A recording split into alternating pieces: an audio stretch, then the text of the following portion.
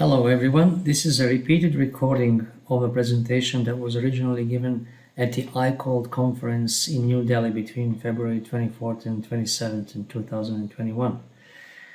The title of the presentation is The Importance of Using Optimization in River Allocation Models with a case study of Narmada and Damodar River basins. And my name is Nesha Ilic. I'm a Canadian consultant currently engaged on the NHP project here in Delhi as a computer modeling specialist.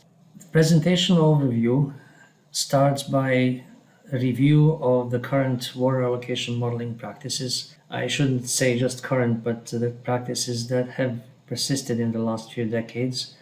And then we will move to the importance of using mathematical optimization in river basin modeling, especially as it pertains to river basin planning models.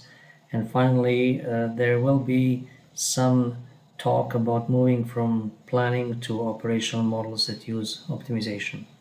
Because there are so many computer models used in water resources, the first thing to do is to define river basin management models. Management models simulate decision making. They can either be rule-based or they can be based on optimization. But before we explain optimization in a little more detail, what is decision making? If you look at the simple schematic shown in this diagram, you can see two reservoirs, two irrigation blocks, and all releases from reservoirs or releases into canals that lead to irrigation blocks are considered to be results of decision making. In reality, it's the operator that makes those decisions. In the model, it'll be the model making those decisions. If optimization is used, we need to define an objective function and constraints. Constraints are canal capacities, reservoir capacities, and mass balance equations for nodes. And the objective function typically represents a function that maximizes benefits, such as, for example, the maximization function shown here at the bottom of the graph. You can see that the flows which are subject to decision making are multiplied by a factor pi, which represents some kind of price that we attach to a unit of water allocated for different types of water use. Now, this can be based on economics, but it can also be based on political decisions, such as, for example, to maintain minimum flow requirements in the river for river maintenance purposes, or to keep the water within the full bank capacity so as to avoid flood damage. Note that there are two summation signs. One summation sign sums up all water uses in the basin, and the other summation uses time as its counter. T's represents time steps.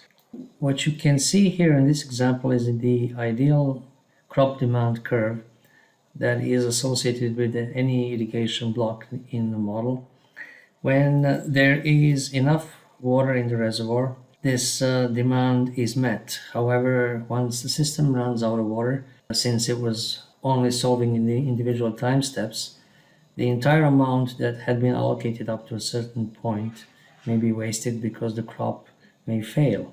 The models which make individual time step decisions may not even recognize that this has happened, because later on, if you have additional runoff events at the end of the season, they may try to allocate water to failed crop. It would be really good if we could somehow provide this demand hedging or adjustment of demands in dry years, such that we can at least irrigate 70-75% of the usual target. You can notice that the area under the black line is the same as the area under the red dotted line. However, in one case it's a 75 percentile success, in the other case it's a complete failure. What we would like to do certainly is avoid this failure. So if we are dealing with individual time step decisions, which is the case in the current models, how do we do this? Well, this is what led to the invention of the rule curve concept. The reservoir rule curve was essentially invented as a set of target levels that cannot be violated, such that enough storage is kept in the reservoirs to have some water for the entire irrigation season, such that something like this doesn't happen. Now, this works fine if you start every year from the reservoir being full, but that's not the case if you have back-to-back dry years, as is the case here. The existence of the rule curve in the model is not going to prevent the failure, and it's going to be a similar kind of failure that we had with the instance where we did not have the rule curve. The problems with this is that their shape is different for every year. It's a function of the incoming hydrology, and it's also a function of the starting water level, none of which are known in advance. So how do we deal with this? Well, if you look at a very simple system that has a single reservoir and single water user, two river reaches, what we have is at the beginning of the system we have the known starting storage and we have some inflow forecast into the reservoir. As a result of this first time step simulation, we're going to get the ending storage. Whatever we release, there's going to be some storage that is going to remain at the end of the time step. If we now assume that this ending storage from one time step automatically becomes the starting storage for the same reservoir for the next time step, where we know the inflow into the next time step, then we will be able to include a solution that balances reservoir over multiple time steps. This is what we call the multiple time step optimization. This kind of model setup does not require us to provide any rule curves. It will actually create a perfect rule curve for every simulated year. And it will also do one more thing if we set it up properly. If we introduce this constraint where the allocated amount divided by the water requirement in every time step, if this ratio is kept the same in all time steps, then the model will actually figure out the best way to provide demand hedging as part of the model solution. So in this particular case, we manage both supply and demand in an optimal way. You would expect that most models can do this, but in fact, very few are able to provide this kind of solution. This kind of problem was submitted as part of the World Bank tender on the Narmada River Basin 2 years ago in India, and we had three very simple objectives: flood control, maintenance flows, and irrigation. And we wanted to see this feature of managing both demands and supply successfully. And unfortunately, no model solved the problem properly, and some of the best known models provided some pretty poor solutions. What you see here is the objective function being divided in three columns, one related to flooding, the other environmental flows, and finally irrigation supply. The highest penalty was imposed for flood damages, $1,000 per cubic meters per second. Environmental deficit flows were penalized at $100 per cubic meters per second, and irrigation deficits only $10 per cubic meters per second. The objective was to minimize the sum of all these deficits, and the right solution should be around here, around 138,000. Some of the best models, best known models that have sold hundreds, possibly even thousands of licenses around the world, were very far from meeting this objective. Not only that the objective function was not of good value, but the model constraints such as maximum, minimum reservoir levels, canal flows, capacities, evaporation constraint, which was very important in this run, and even mass balance constraint, which is one of the most important constraints in all river basin models, were all violated. We're going now to the next example with the Damodar River Basin, where the optimization objectives were similar. We also wanted to minimize flood damage and minimize water supply deficits. There is also hydropower, and the third goal was to maximize hydropower generation. We have 5 reservoirs, and we have conducted optimization and compared historic water levels with optimal reservoir levels. And we found that the reservoir has been drawn down in many years for apparently no good reason. This, of course, reflects badly on hydropower production. And in spite of these drawdowns, there were 6 years with flooding of the downstream river valley, which we avoided completely in the model, although we kept the reservoir levels much higher. Now, what we learned from those solutions was where the reservoir levels are expected to be based on the model solutions.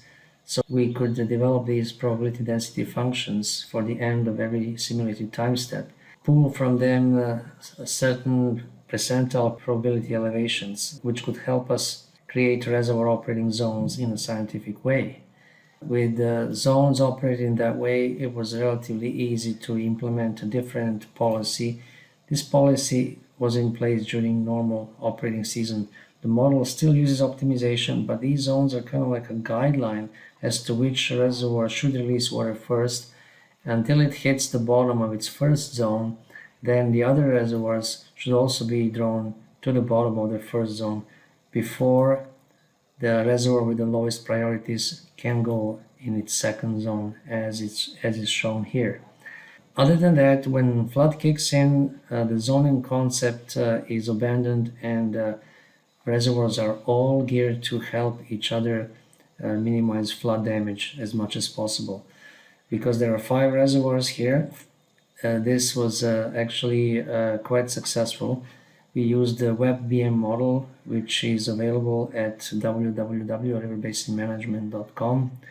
It can solve either single or multiple time step optimizations, or it can combine solutions such that it moves, for example, by one time step, and each time step is solved for several time steps look ahead. For example, in this case, you're looking at 5 days look ahead, while we are only adopting the solution for the first day. We can utilize the zones in addition to utilizing flood warning systems that come from rainfall runoff models. So to recap, what we've done is we optimized the operation using historic inflows that were reworked based on reservoir outflows and levels, and analyzed the solution. Based on this analysis, we revised the reservoir operating zones.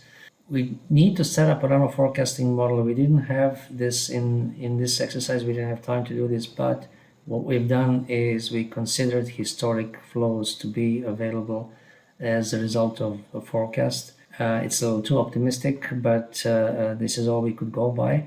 We solved for short time step horizons of up to 6 days. In other words, the model didn't know inflows beyond 6 days in advance. With that, you can see the difference between what was done historically and what could have been done if this modeling was used to make decisions with only a 6-day flow forecast available, and with the use of revised operating rules that we suggest here.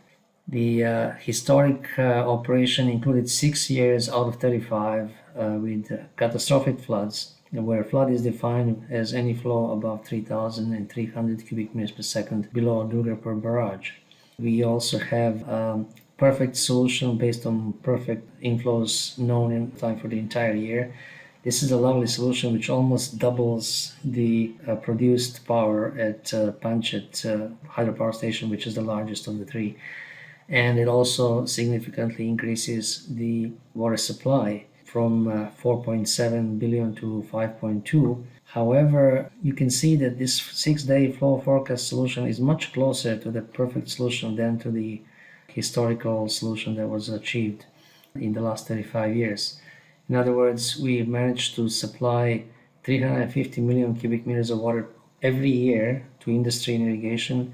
We managed to modify or operate reservoirs, for all years without having any floods, and we also managed to produce 64% more hydropower in the same time. These are the results, and this whole exercise ended up being published in one of the peer-reviewed journals. Thank you for your attention.